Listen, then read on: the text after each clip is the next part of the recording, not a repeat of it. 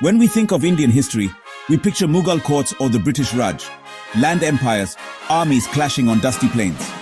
But what about the sea? We're told Indians weren't seafarers, but that's a myth. In 1025 CE, the Cholas, a Tamil dynasty from the Kaveri Delta, launched one of the world's greatest naval expeditions. Their reach extended far beyond India, rewriting what we know about our past. The Cholas were master administrators, prolific temple builders, and crucially, rulers of the sea.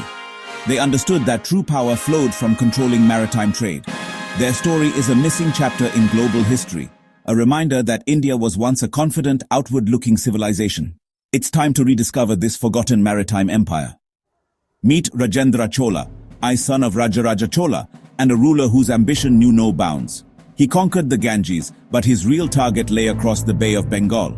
The Srivijaya Empire, based in Sumatra, controlled the vital Strait of Malacca and the spice trade. For a while, Cholas and Srivijaya coexisted, but as Chola power grew, so did their rivalry. Srivijaya began blocking Chola merchants from Chinese markets. Two great powers, one ocean. Conflict was inevitable. In 1025, Rajendra Chola made a bold decision. He would launch a full-scale naval invasion, not just a raid. This was a transoceanic campaign targeting the heart of a distant empire. The Chola war drums thundered in Nagapattinam, signaling the start of an adventure that would change history. The tiger was ready to challenge the serpent. Picture the Chola port of Nagapattinam, hundreds of massive ships ready for a journey across 1,500 miles of open ocean. These weren't coastal boats, they were advanced ocean-going vessels carrying soldiers, horses, and supplies. The Cholas had mastered shipbuilding and naval logistics, turning their coast into a maritime powerhouse. Rajendra's plan was audacious: avoid direct confrontation, strike by surprise, and hit multiple targets at once. Using the Andaman and Nicobar Islands as a base, the Chola fleet launched a sudden assault. The Srivijayan capital, Kadaram, fell first. Chola inscriptions record the capture of the Srivijayan king and vast treasures. The fleet then struck 13 more key ports, crippling Srivijaya's power. The attack was swift, coordinated, and devastating. The Cholas had achieved the impossible, defeating the master of the Southeast Asian seas. Their legend was sealed. After their victory, the Cholas did something unexpected. They didn't stay to rule.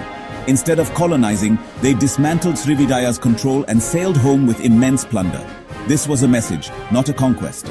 The Indian Ocean now belonged to the Cholas. Rajendra Chola understood that dominance didn't require occupation, just the ability to project power. For decades, Chola merchants traded freely, their supremacy unchallenged. The victorious fleet's return was celebrated and immortalized in temple inscriptions.